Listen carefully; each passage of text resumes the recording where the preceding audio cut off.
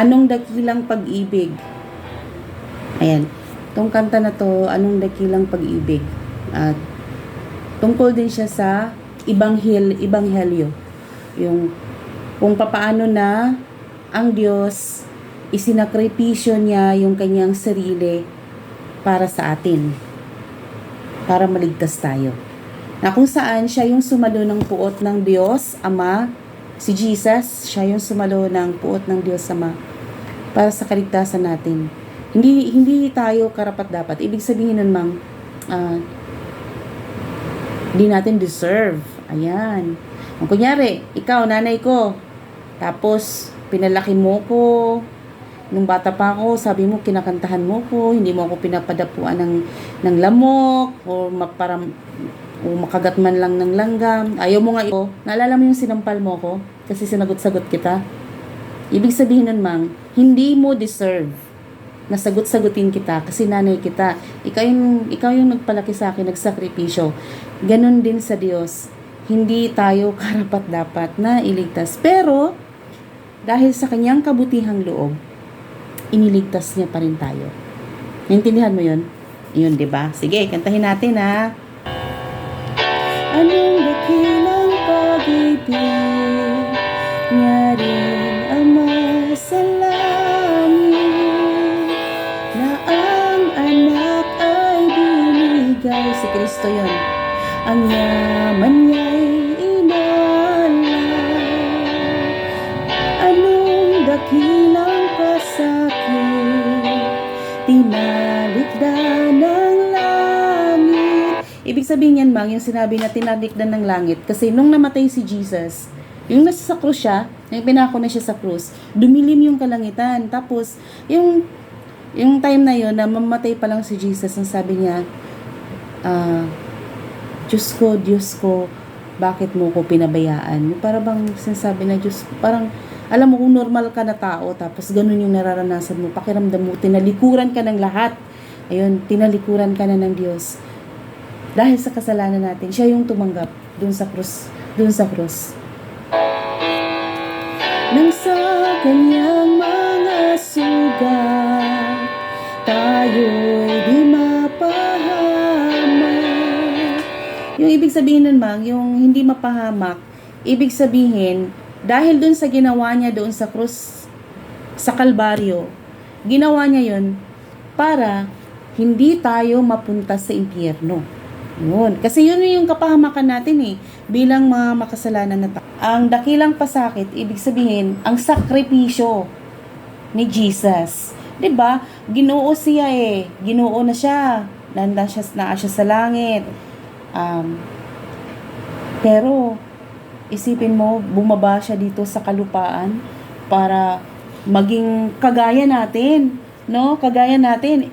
At ang masaklap, hindi siya yung katulad ng mga ipinanganak na mga mayayaman na kapag ipinanganak, may haman na. Siya, Diyos siya, nung ipinanganak siya dito sa mundo ni Maria, hindi mo akalain na Diyos siya kasi ordinaryong tao lang siya. Ang naging magulang niya pa nga, 'di ba, si Maria tsaka si Jose. Si Jose ay isang karpentero. Alam mo yung karpentero, gumagawa ng bahay. Parang si Nick, 'di ba, nagkakarpentero minsan si Nick. Ganun. So, 'yun. Ayon sa krus siya'y pagmasdan, pasan ang kasalanan. Tila aking naririnig, nangunguti akong tinig. Bakit sinasabi diyan na yung hayon sa krus siya'y pagmasdan, pasan ng kasalanan? Kasi wala siyang kasalanan, pero nandun siya sa krus para sa mga kasalanan natin. Yung mga kasalanan natin, yung kasalanan mo, kasalanan ko, napunta sa kanya sa time na yun. Ayun. Tapos, ayun. Tas tayo, ang ginagawa natin, Mang, kapag nagkasala tayo, kunyari, magalit ka lang, magsalos ka lang. Nagsalos ka ba dati kay Papa? Yeah. Ayun, nagkasala ka na kasi syempre, gagalit ka dun eh, di ba? So, yun. Ayan. Sala ko ang nagpako, pagkat kanyang inako.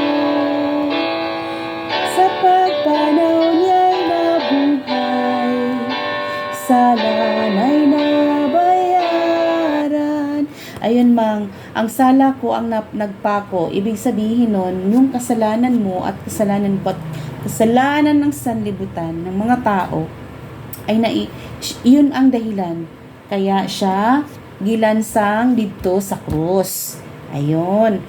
At dahil dun sa pagpanaw niya ay nabuhay, ayun ibig sabihin nun, sa kanyang kamatayan, tayo naman ay nabuhay. Ayun. Dahil tungod kay ang atong mga kasalanan gibayaran ni Jesus Christ.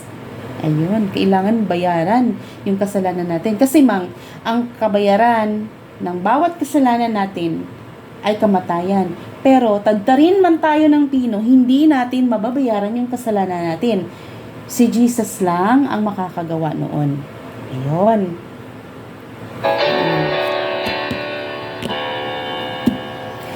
Walang ipagmamalaki, dunong yaman o buti, kay Kristo lamang katwiran ang pinanghahawakan.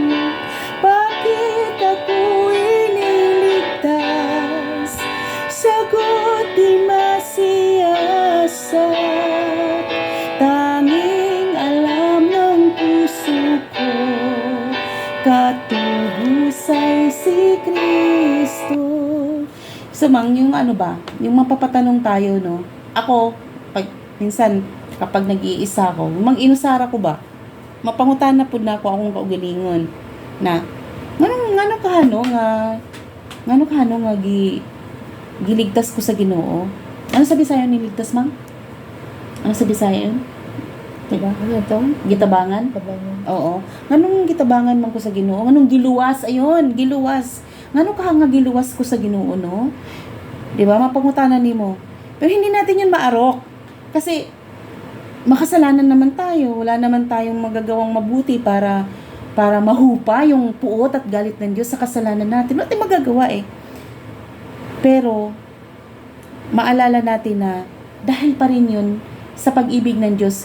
Yung pag-ibig ng Diyos, hindi siya kagaya ng pag-ibig natin, yung pagmamahal natin. Yung pagmamahal natin kasi, nagmamahal tayo kasi may makukuha tayo. O kasi kunyari, ako or ikaw, mamahalin ko si Gigi kasi bibilhan niya akong gamot ha. Joke lang. Pero sa Ginoo siya mismo, Diyos siya, at siya ay Diyos ng pag-ibig, at siya ay pag-ibig. Ayan. Yun yung, ano ba tawag nun? Karakter ng Diyos. Yun ang karakter niya. Yari, yung karakter mo, ikaw ay mahinhin. Diba? Ako ay madaldal. Diba? Ang Diyos, gugma. Ayan. At tungod kay siya ay gugma, pero hindi ibig sabihin nun nagugma siya, hayaan niya lang yung kasalanan natin na hindi mabayaran. Pero alam din ng Diyos na wala tayong kakayanang bayaran yun. Pero, hindi niya kayang palagpasin na, hayaan mo lang kasi mahal ko naman si Herminia. Hayaan mo yun, nagsinungaling naman siya, hindi naman siya talagang pumatay, hindi naman siya nangabit. Okay lang yan. Hayaan mo na, maliit lang naman na kasalanan. Pero sa mata ng Diyos, walang maliit at walang malaking kasalanan. Lahat ng yan, kasalanan yan sa mata niya at kamuhi-muhi, at ang tanging kabayaran ng kasalanan na yan ay kamatayan. Pero again, hindi natin yung kayang gawin. Si Jesus yung gumawa nun sa atin. Bakit ako iniligtas? Sagot di masiyasat, tanging alam ng puso ko, katubusay si Kristo. Bakit ako iniligtas? Sagot di masiyasat,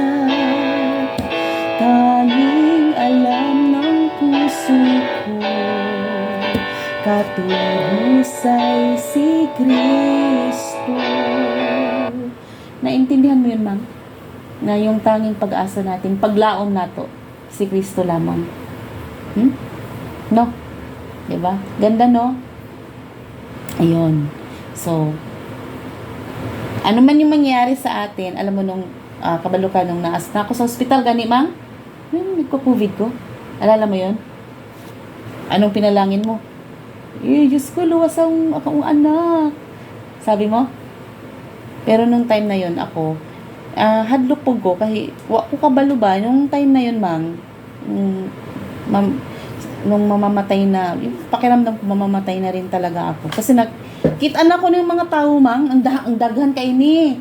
Daghan kay ni. Tapos, pag-abot na ko dito, butangan ako ng oxygen, yung nalagay sa ilong. Di ba nalagyan ka ng ganyan dati? Nalagyan ako ng oxygen, ng dextrose. Hoy, maya-maya, mang, yung mga nauna sa ako, amang, ginalabutang na sa kanang, murag sa ako ba? Kay, patay na. Hoy, sus, hadlok na ko kay, pero ako mahadlok, namamatay ko, okay lang, namamatay ko, pero, ang gikahadlokan ako, mang, asa ko mo adto kung mamatay ko. Tapos, ang una na akong, ang nahuna-huna na ako, ano yung mabuting ginawa ko bago ako na hospital? Ayun yung naisip ko. Like, tapos mang wala akong maisip. Like, alam mo yung pakiramdam na wala akong mabuting ginawa na pwedeng magligtas sa akin. Okay, sige, hindi naman ako parang naisip ko nun, hindi naman ako kagaya ng iba, hindi naman ako nangabit, di ako nakapagchismisan, hindi ako ninira, ganyan. Pero hindi pala siya ganoon, ma'am. No? So, nung time na yun, nag-message ka agad ako sa, yun kay Pastor Allen, nalala mo? Yun. Nag-message ako kay Pastor Allen. Hindi ako nag-message kay Pastor Allen parang nag-post ako sa Facebook. Tapos nag-message siya sa akin. Tapos yung yung sila Pastor Mark, ayun, yung ibang ka-churchmate. Pero nung time na yun, hindi na nga ako nag-church doon. Pero may message nila ako, pinag-pray nila ako. Tapos sila Pastor Joseph din. Sila Pastor Joe. Yun sa dati nating church. Yun. So, ang Diyos ay mabuti kasi binigyan niya pa ako ng pangalawang pagkakataon para mabuhay pa. Kasi iniisip ko nun, ma'am, alam mo kung ano yung pinagpipray ko? Hindi ako pwedeng mamatay kasi pag namatay ko, ma'am, abo na lang ako na ibibigay sa imuha. Ano lang gagawin mo? Kung abo na ako na darating sa'yo, anong mangyari sa'yo? Ang gagawin mo? Tapos, sabi ko, naku, kawawa naman si mamang, paano na si mamang, ganun. Dapat, sabi ko, hindi talaga ako yung pwedeng mauna. Hindi pwede. Hindi naman sa ganun, pero syempre, nung time na yun, ma'am, natakot nga ako na, hindi kasi ako sigurado kung luwas ba ko o luwas ba ko o dili. Dili ko sure ba, yung ganun.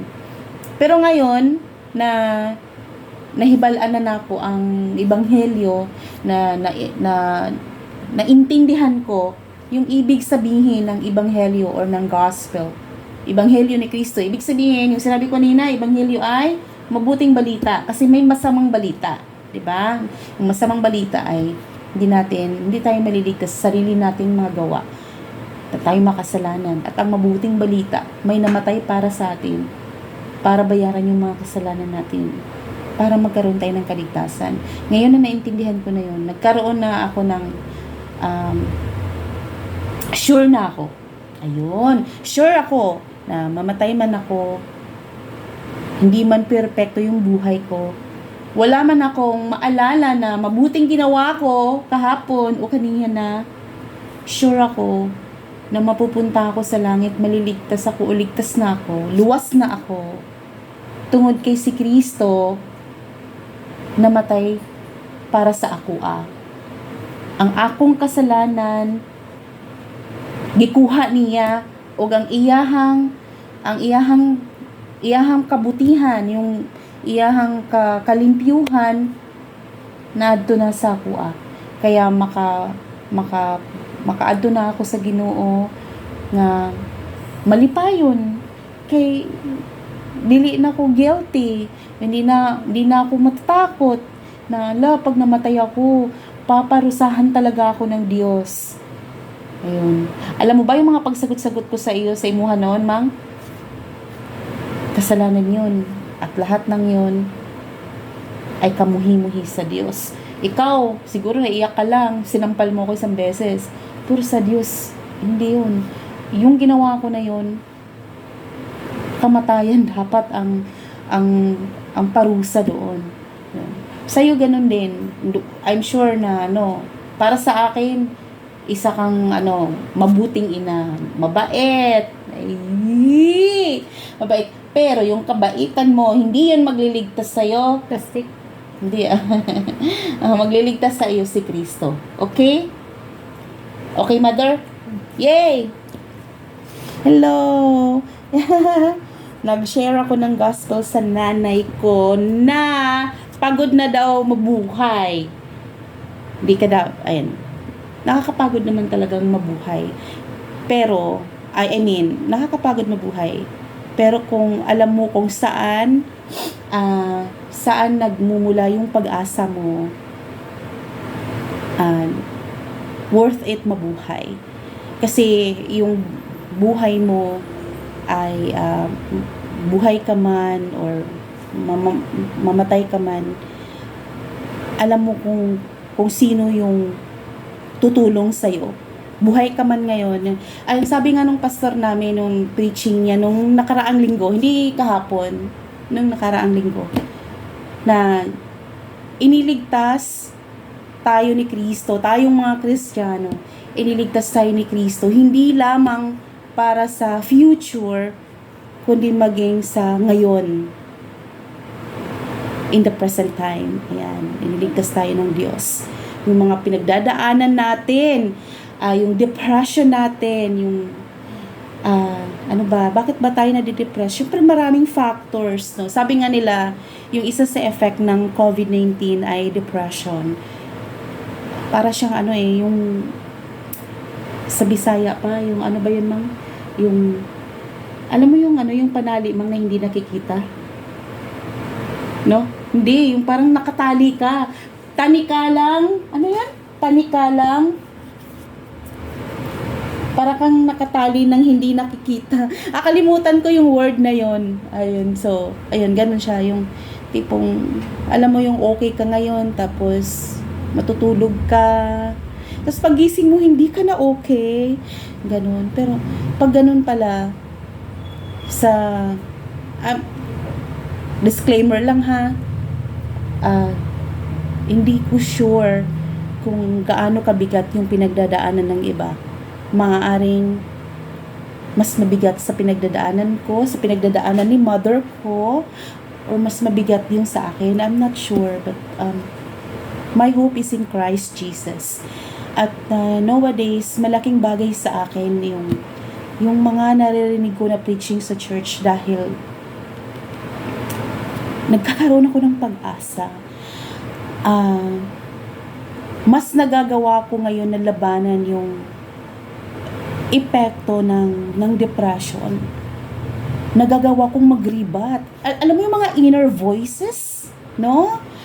Yung mga bagay-bagay na kung tutuusin, parang wala lang naman, pero sabi nga ni no isang sister, si Ate Anna, na ma-micro mo, mga ganon. So, parang alam mo yung naano siya sa brain mo, sa isip mo, sa mind mo, na paulit-ulit na. Tapos nagiging nagkukos siya sa iyo ng inis, ng galit, ng hinanakit. Like, saan ang galing tong mga to? So hindi. So aalalahanin ko ngayon yung pangako ng Diyos, yung gospel mismo.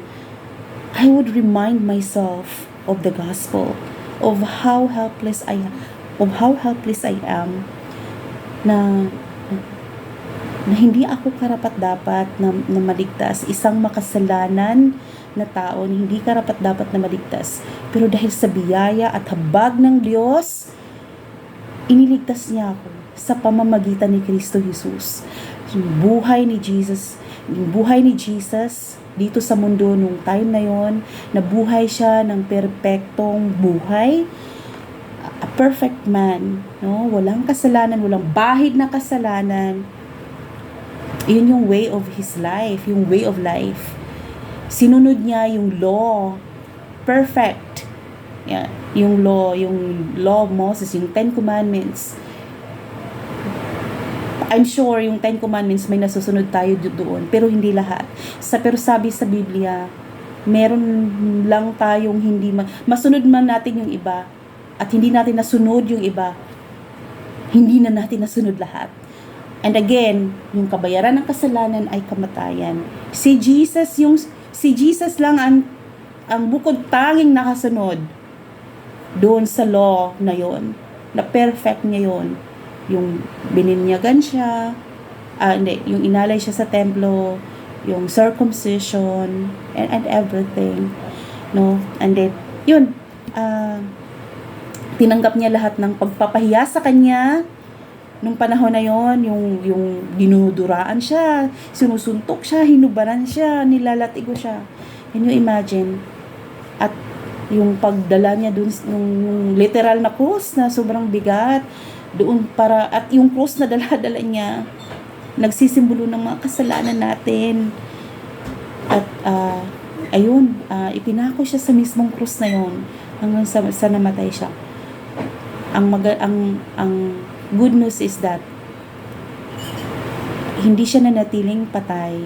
Siya ay muling nabuhay pagkatapos ng 3 araw. Yun yung victory ni Jesus, or sa Tagalog ay kanyang ang hirap victory, tagumpay ni Jesus Christ. Ayun yung tagumpay ni Jesus ay yung nabuhay siya ulit mula sa mga patay. Ayun. At dahil nabuhay siya ulit, tayo, kapag namatay tayo, ay mabubuhay din tayo. Nakasama siya. Ayun. Yan lang po. Bye-bye. Hindi ko to ma-edit. So, kasi sa cellphone lang. God bless everyone. Sabi mo, bye.